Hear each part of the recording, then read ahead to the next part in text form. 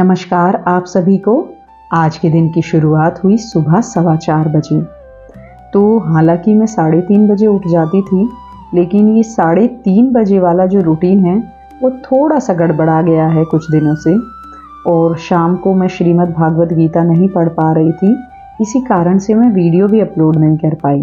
हालांकि मैं सुबह उठकर व्यायाम प्राणायाम आदि कर रही थी, लेकिन क्योंकि किसी काम के कारण मैं शाम को लेट घर पहुंचती थी और आके भी मुझे कुछ काम होता था, तो मैं 2-3 दिन से श्रीमद् भागवत गीता नहीं पढ़ पा रही थी।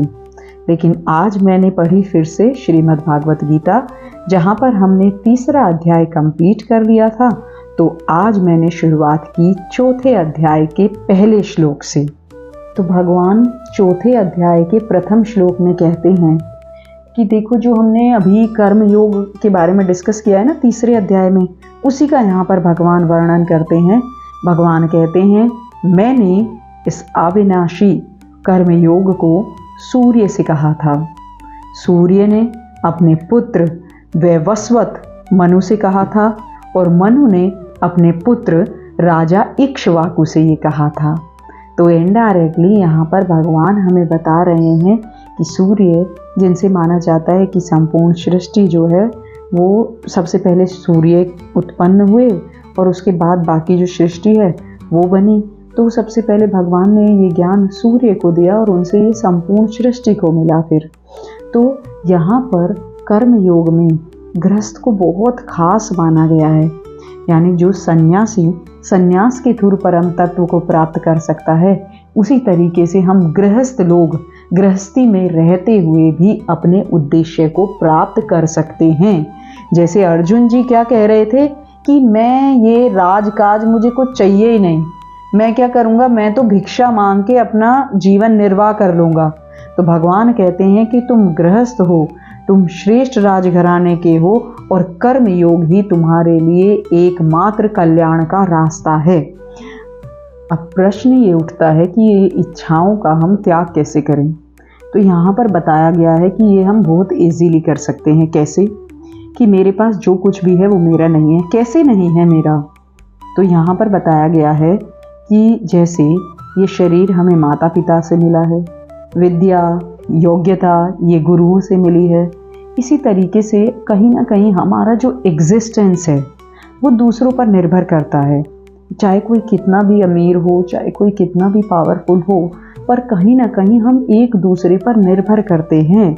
इसीलिए जो भी हमें संसार से मिला है, ये हमारा परम कर्तव्य है कि हमें वो संसार को वापस करना है। अब कैसे पहचाने कि ये मेरा कर्तव्य कर्म है भी या नहीं? तो जिसको करना चाहिए और जिसको सुखपूर्वक किया जा सकता है, जिसको करने से किसी का आहित नहीं हो रहा है, वो हमारा कर्तव्य कर्म है।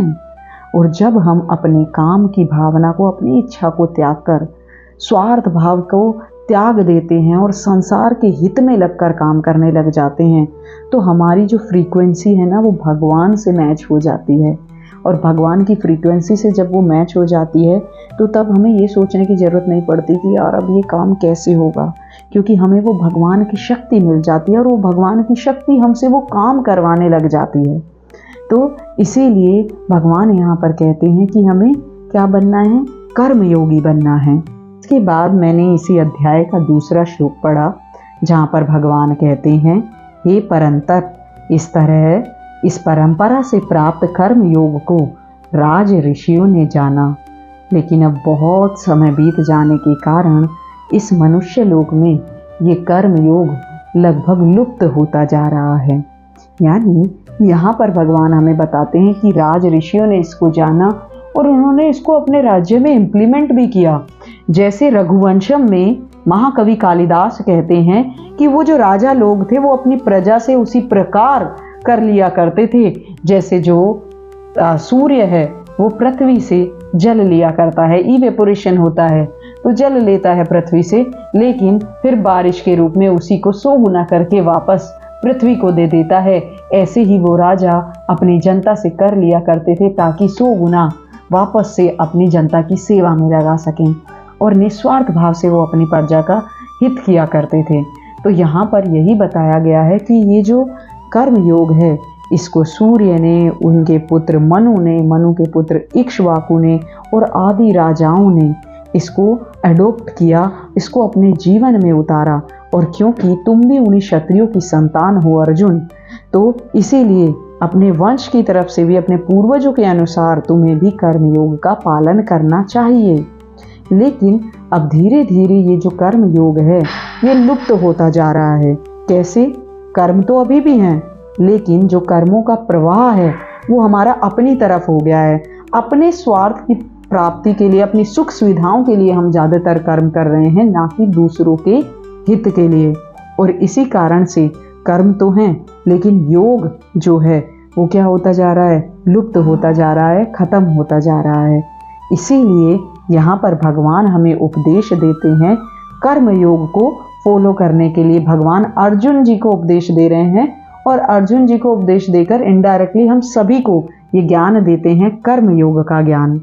आज के लिए बस इतना ही। धन्यवाद।